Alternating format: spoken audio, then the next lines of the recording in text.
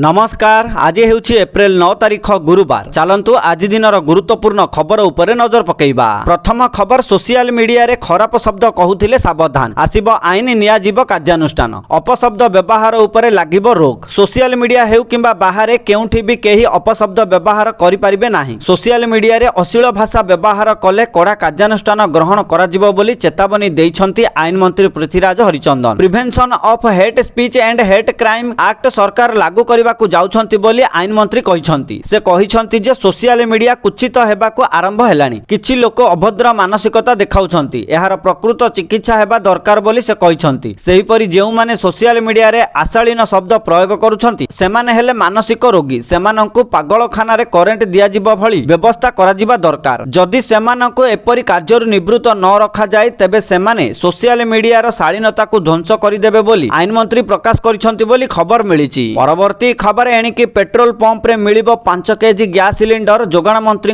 बड़ सूचना। 5 KG gas वितरण नहीं जोगाण मंत्री बड़ सूचना देइछन्ति। 5 केजी एलपीजी गैस प्रचुर मात्रा रे उपलब्ध हेबो। गैस कंपनी माने उपलब्ध कराइबे। भारत सरकारक प्रीटेड एलपीजी स्कीम माध्यम रे एहा उपलब्ध कराजिबो। पेट्रोल पंप रे भी मिली परिबो 5 केजी गैस सिलिंडर। केवल आइडेंटिटी कार्ड देखाई एहाकु नै परिबे बोली खबर मिलिछि। परवर्ती खबर, गो माफियांकु सरकारंकर कड़ा चेतावनी। सुधुरी जाओ नचे सुधारी देबु बोली मत्स्य और प्राणी संपद मंत्री गोकुलानंद मल्लिक एही सूचना देइछन्ति। बालेश्वर मयूरभंज जिलार 33 टी स्थान रे गो माफियांक घरे चढ़ाऊ चलीछि। 46 लाख रु अधिक टंका, 2 केजी रु अधिक सुना, कार, बाइक, मारणास्त्र जब्त होईछि। जोरदार कार्यानुष्ठान ग्रहण करा जाउछि। 8 रु अधिक गो माफियांकु गिरफ करा जाइछि। सेमानक विरुद्ध रे एनएसए लागू होइथिबा कहिछन्ति मंत्री। गो माफियांक उपरे रेड करी सेमानकु गिरफ करूछि पुलिस बोली मत्स्य और प्राणी संपद मंत्री गोकुलानंद मल्लिक कहिछन्ति बोली खबर मिलिछि। परवर्ती खबर, राज्य रे आसंता 13 तारिख जाए कालबैशाखी संभावना। आगामी 4 दिन पर्यंत राज्यर विभिन्न जिले में बिजुली घड़घड़ी सह वर्षा संभावना दर्शाई आंचलिक पाणीपाग विज्ञान केन्द्र। आज और आसंता काली किछि स्थान रे बिजुली घड़घड़ी सह प्रबल वर्षा संभावना रही। आज मयूरभंज, केन्दुझर एवं जाजपुर जिले में घड़घड़ी बिजुली सह प्रबल वर्षा हेबा नै ऑरेंज वार्निंग जारी करा जायछि। वर्षा समय रे 50 रु 60 किलोमीटर बेगर पवन बहिबा संभावना थिबारु एही समय रे आवश्यक न पड़िले घरु न बाहरिबाकू परामर्श दिया जायछि। सेही परि बालेश्वर, भद्रक, केन्द्रापड़ा, कटक, जगतसिंहपुर, पुरी, खोर्धा, नयागढ़, गंजाम, गजपति, अनुगुल, ढेंकानाल, सुंदरगढ़, देवगढ़, संबलपुर, बलांगीर, सोनपुर, बौद्ध, नुआपड़ा, कलाहांडी, कंधमाल, नवरंगपुर, रायगढ़, कोरापुट, मालकानगिरी, बरगढ़ एवं झारसुगुड़ा जिला को वर्षा, पवन और घड़घड़ी बिजुली नहीं येलो वार्निंग जारी करा जायछि बोली खबर मिलिछि। परवर्ती खबर, बढ़िला सुना और रूपा दर। गहना किनिबा पूर्वरु नजर पकांतु आज ओडिशा समेत देश में केते रहिछि सुना दर। जदि आपण आज सुना किनिबाकू चाहुछन्ति बा योजना करिछन्ति तेबे प्रथमे जानि नियंतु आजिर सुना दर। आज 24 कैरेट सुनार मूल्य 10 ग्राम पिछा 3980 टंका वृद्धि घटी 1,53,820 टंका होईछि। गतकाली दर 1,49,840 टंका थिला। सेही परि 22 कैरेट सुनार मूल्य 10 ग्राम पिछा 3650 टंका वृद्धि पाई 1,41,000 टंका होईछि, जहा गतकाली 1,37,350 टंका थिला। अन्यपटे रूपा मूल्य किलो पिछा 2,65,000 होईछि बोली खबर मिलिछि। परवर्ती खबर, एप्रिल 20 तारिख रे पवित्र अक्षय तृतीया रे महाप्रभुंक विश्व प्रसिद्ध रथयात्रा पाई रथ निर्माण अनुकूल हेबो। एथिसह 21 दिन व्यापी बाहर चंदन यात्रा आरंभ हेबो। मंगलवार संध्यारे श्रीमंदिर मुख्य प्रशासक अरविंद पाढ़ीଙ୍କ अध्यक्षतार श्रीमंदिर कार्यालय रे बसिथिबा 36 निजोग बैठक रे नीति निर्घंट चूड़ांत होईछि। नीति सब कमिटी रे चूड़ांत होईथिबा नीति निर्घंट को 36 निजोग बैठक रे अनुमोदन करा जायछि। भक्त माने किभଳି सुंदर भाबे दर्शन करि परिबे से नै बैठक रे आलोचना होईछि। नीति निर्घंट अनुसार अक्षय तृतीया दिन अपराह्न 3टारे द्वादश यात्रा और नक्षत्र बंदापना हेबो। अपराह्न 3:30 मिनिट रे विमान को दियो विजे, अपराह्न 4टारे रथ आज्ञामाल विजे और विमान उठिबो। रात्र 10 घंटारे चंदन ठाकुर बाहुड़ यात्रा करिबा नै नीति निर्घंट चूड़ांत होईछि बोली खबर मिलिछि। परवर्ती खबर, ओडिशा सरकारक तरफरु स्कूल सैनिटेशन और मासिक ऋतुस्राव को नै ऑल हाइजीन उपर जरूरी निर्देश जारी होईछि। छात्र छात्रीक पई सुरक्षित और समानतामूलक शिक्षा परिवेश सृष्टि करिबा लक्ष्य रे सरकार समस्त जिला कलेक्टर माननकु स्कूल रे ऑल हाइजीन व्यवस्था कड़ाकड़ी भावे लागू करने को निर्देश जारी करिसेंति। स्कूल रे पृथक पुरुष और महिला शौचालय, निर्विघ्न जल सुविधा, हाथ धोइबा व्यवस्था और स्वच्छता व्यवस्था कड़ाकड़ी भावे लागू करा जिवो। एहा सहित दिव्यांग शिशु मानक पई सुविधा व्यवस्था और गोपनीयता सुरक्षा उपरे विशेष गुरुत्व दिया जाइछि बोली खबर मिली। परवर्ती खबर, श्रीमंदिर को करा जिवो आकर्षणीय आलोकीकरण। 17 रु 18 कोटी टंका रे हेबा आलोकीकरण व्यवस्था। भक्त पाइबे नुआ आध्यात्मिक अनुभूति। श्रीमंदिर सहित भितर बेढ़ारे थिबा पार्श्व देवादेवी ଦେବାଦେବୀ ମନ୍ଦିର ଗୁଡ଼ିକରେ ମଧ୍ୟ ସୁନ୍ଦର ଭାବେ କରାଯିବ ଆଲୋକୀକରଣ। ଶ୍ରୀମନ୍ଦିର ଚାରିଦ୍ୱାର,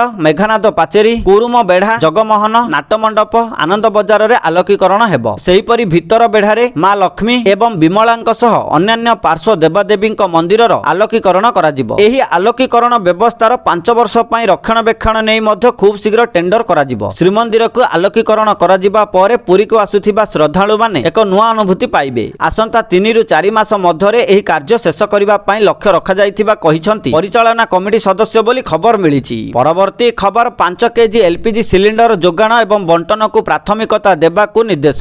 ମଧ୍ୟପ୍ରାଚ୍ୟ ଯୁଦ୍ଧ ଯୋଗୁଁ ଦେଶରେ ଏଲପିଜି ଗ୍ୟାସ୍ ସଂକଟ ଦେଖାଦେଇଥିବା ବେଳେ କେନ୍ଦ୍ର ସରକାର ଏକ ବଡ଼ ନିଷ୍ପତ୍ତି ନେଇଛନ୍ତି। ଏନେଇ ସମସ୍ତ ରାଜ୍ୟ ଓ କେନ୍ଦ୍ରଶାସିତ ଅଞ୍ଚଳକୁ ଚିଠି ଲେଖି ନିର୍ଦ୍ଦେଶ ଜାରି କରିଛନ୍ତି। ପେଟ୍ରୋଲିୟମ ଏବଂ ପ୍ରାକୃତିକ ଗ୍ୟାସ୍ ମନ୍ତ୍ରାଳୟ ପ୍ରବାସୀ ଶ୍ରମିକଙ୍କ ପାଇଁ ଦୈନିକ 5 କିଲୋଗ୍ରାମ ଏଫ୍ଟିଏଲ୍ ଗ୍ୟାସ୍ ସିଲିଣ୍ଡର ଯୋଗାଣକୁ ଦ୍ୱିଗୁଣିତ କରିବାକୁ ନିର୍ଦ୍ଦେଶ ଦେଇଛନ୍ତି, ଯାହା ଫଳରେ ପ୍ରବାସୀ ଶ୍ରମିକ, ଛାତ୍ର, ଦିନମଜୁରିଆ ଶ୍ରମିକ ଏବଂ ଯେଉଁମାନଙ୍କର ସ୍ଥାୟୀ ଠିକଣା ନାହିଁ ସେମାନଙ୍କୁ ଆଶ୍ୱସ୍ତି ପ୍ରଦାନ କରିବ। ବିଭାଗର ସଚିବ ଡକ୍ଟର ନିରଜ ମିତ୍ତଲ ସମସ୍ତ ରାଜ୍ୟକୁ ଏକ ଚିଠି ପଠାଇ କହିଛନ୍ତି ଯେ ରାଜ୍ୟ ସରକାରମାନେ ଓଏମସି ସହାୟତାରେ ସିଭିଲ ଯୋଗାଣ ବିଭାଗ ମଧ୍ୟରେ ଏହି ଯୋଗାଣ ସୁନିଶ୍ଚିତ କରିବା ଉଚିତ, ଯାହାଦ୍ୱାରା ଆବଶ୍ୟକ ସମୟରେ ଗ୍ୟାସ୍ ପହଞ୍ଚି ପାରିବ ବୋଲି ଖବର ମିଳିଛି। ପରବର୍ତ୍ତୀ ଖବର ବିମାନ ଯାତ୍ରୀଙ୍କୁ ବଡ଼ ଝଟକା, ଭଡ଼ା ବଢ଼ାଇବ ଏୟାର ଇଣ୍ଡିଆ। ଟାଟା ଗ୍ରୁପ ନେତୃତ୍ୱରେ ପରିଚାଳିତ ବିମାନ କମ୍ପାନୀ ଏୟାର ଇଣ୍ଡିଆ ଯାତ୍ରୀମାନଙ୍କୁ ଏକ ବଡ଼ ଝଟକା ଦେଇଛି। କମ୍ପାନୀ ଆଜିଠାରୁ ଏହାର ଇନ୍ଧନ ସରଚାର୍ଜ ଢାଞ୍ଚାରେ ପରିବର୍ତ୍ତନ ଘୋଷଣା କରିଛି, ଯାହା ଫଳରେ ଘରୋଇ ଏବଂ ଆନ୍ତର୍ଜାତୀୟ ଉଭୟ ରୁଟ୍ରେ ଟିକେଟ ମୂଲ୍ୟ ଅଧିକ ହେବ। ଏହି ନୂଆ ଦର ଆଜି ସକାଳ 9ଟା ପରେ ବୁକିଂ ହେଉଥିବା ଟିକେଟ ଉପରେ ଲାଗୁ ହେବ। ବର୍ତ୍ତମାନ ଏୟାର ଇଣ୍ଡିଆ ଏବଂ ଏୟାର ଇଣ୍ଡିଆ ଏକ୍ସପ୍ରେସର ଯାତ୍ରୀମାନଙ୍କୁ ବିମାନର ଦୂରତା ଅନୁଯାୟୀ 299 ଟଙ୍କାରୁ 899 ଟଙ୍କା ପର୍ଯ୍ୟନ୍ତ ଅତିରିକ୍ତ ଭଡ଼ା ଦେବାକୁ ହେବ। 500 କିଲୋମିଟରରୁ କମ୍ ଦୂରତା ପାଇଁ 299 ଟଙ୍କା ଦେବାକୁ ହେବ। 501 କିମିରୁ 1000 କିମି ମଧ୍ୟରେ 399 ଟଙ୍କା ଦେବାକୁ ହେବ। 1001 କିମିରୁ 1500 କିମି ମଧ୍ୟରେ ଅତିରିକ୍ତ 549 ଟଙ୍କା ଦେବାକୁ ପଡ଼ିବ। ସେହିପରି 1501 କିମିରୁ 2000 କିମି ମଧ୍ୟରେ ଅଧିକ 749 ଟଙ୍କା ଦେବାକୁ ହେବ। ତା ସହିତ 2000 କିମିରୁ ଅଧିକ ଦୂରତା ପାଇଁ ଅଧିକ 899 ଟଙ୍କା ଦେବାକୁ ପଡ଼ିବ ବୋଲି ଖବର ମିଳିଛି। ପରବର୍ତ୍ତୀ ଖବର ଆକ୍ସନ ମୋଡରେ ପୂର୍ତ୍ତମନ୍ତ୍ରୀ ପୃଥ୍ୱୀରାଜ ହରିଚନ୍ଦନ ସାଲିଆ ସାହି ରାସ୍ତା କାମ ତ୍ୱରାନ୍ୱିତ କରିବାକୁ କଡ଼ା ନିର୍ଦ୍ଦେଶ। ଏପ୍ରିଲ ଶେଷ ସୁଦ୍ଧା ଖୋଲିବ ସାଲିଆ ସାହି ରାସ୍ତା। ଏନେଇ କାମକୁ ତ୍ୱରାନ୍ୱିତ କରିବା ପାଇଁ ନିର୍ଦ୍ଦେଶ ଦେଇଛନ୍ତି ପୂର୍ତ୍ତମନ୍ତ୍ରୀ ପୃଥ୍ୱୀରାଜ ହରିଚନ୍ଦନ। ଜୟଦେବ ବିହାରର ପାରାଲେଲ ରାସ୍ତା ଭାବରେ ଏହି ରାସ୍ତା ଆରମ୍ଭ ହୋଇଛି। ଏପ୍ରିଲ 30 ସୁଦ୍ଧା ଏହାକୁ ସାରିବା ପାଇଁ ନିର୍ଦ୍ଦେଶ ଦେଇଛନ୍ତି। ଅନ୍ୟପଟେ ଏହାର ଉଦ୍ଘାଟନକୁ ଚାହିଁ ବସିଛନ୍ତି ରାଜଧାନୀ ବାସିନ୍ଦା। ଜୟଦେବ ବିହାର ପାରାଲେଲ ରାସ୍ତା କାମ ଶେଷ ହେବା ପରେ ଏହାର ଉଦ୍ଘାଟନ ହେବ।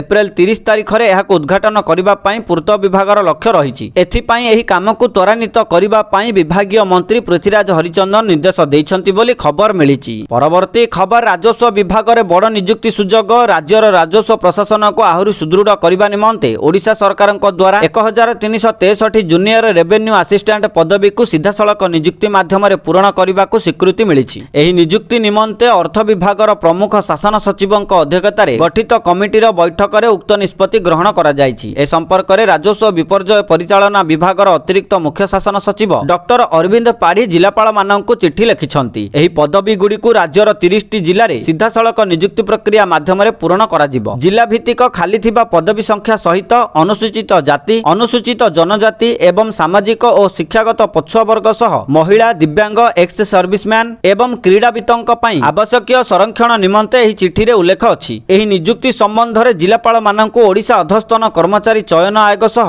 ଆଲୋଚନା କରି ଶୀଘ୍ର ଅନଲାଇନ୍ ଆବେଦନ ଦାଖଲ କରିବାକୁ ନିର୍ଦ୍ଦେଶ ରହିଛି। ଅଧିକ ସୁଦୂର ପ୍ରସାରୀ କରିପାରିବ ବୋଲି ରାଜସ୍ୱ ସଚିବ ଆଶା ପ୍ରକାଶ କରିଛନ୍ତି ବୋଲି ଖବର ମିଳିଛି। ପରବର୍ତ୍ତୀ ଖବର ଖୋର୍ଦ୍ଧା ଜିଲ୍ଲା ବେଗୁନିଆ ଅନ୍ତର୍ଗତ ଭୂଇଁପୁର ଠାରେ 40,811 କୋଟି ଟଙ୍କା ନିବେଶରେ 36ଟି ଶିଳ୍ପ ପ୍ରକଳ୍ପକୁ ମୁଖ୍ୟମନ୍ତ୍ରୀ ମୋହନ ଚରଣ ମାଝୀ ଶିଳାନ୍ୟାସ ଓ ଶୁଭାରମ୍ଭ କରିଛନ୍ତି। ଏଥିମଧ୍ୟରୁ 25ଟି ପ୍ରକଳ୍ପର ଶୁଭାରମ୍ଭ ହୋଇଥିବା ବେଳେ 11ଟି ପ୍ରକଳ୍ପର ଭିତ୍ତିପ୍ରସ୍ତର ସ୍ଥାପନ କରାଯାଇଛି। ଏହି ଅବସରରେ ମୁଖ୍ୟମନ୍ତ୍ରୀ କହିଛନ୍ତି ଯେ ଓଡ଼ିଶା ଏବେ ଆଉ କେବଳ ଏକ ସମ୍ଭାବନାର ରାଜ୍ୟ ହୋଇ ରହିନାହିଁ, ଆମ ରାଜ୍ୟ ଏବେ ସମୃଦ୍ଧିର ସ୍ପର୍ଶ ଅନୁଭବ କରୁଛି। ମୁଖ୍ୟମନ୍ତ୍ରୀ ଆହୁରି ମଧ୍ୟ କହିଥିଲେ ଯେ ସମୃଦ୍ଧ ଓଡ଼ିଶାର ସ୍ୱର୍ଣ୍ଣିମ ଯାତ୍ରାରେ ଏକ ନୂତନ ଗୁରୁତ୍ୱପୂର୍ଣ୍ଣ ଫର୍ଦ୍ଦ ଯୋଡ଼ି ହୋଇଗଲା। ବର୍ତ୍ତମାନ ଓଡ଼ିଶାରେ ଚାଲୁଥିବା ଦ୍ୱିତୀୟ ଶିଳ୍ପ ବିପ୍ଳବର ଏହା ହେଉଛି ବାସ୍ତବ ପ୍ରତିଫଳନ।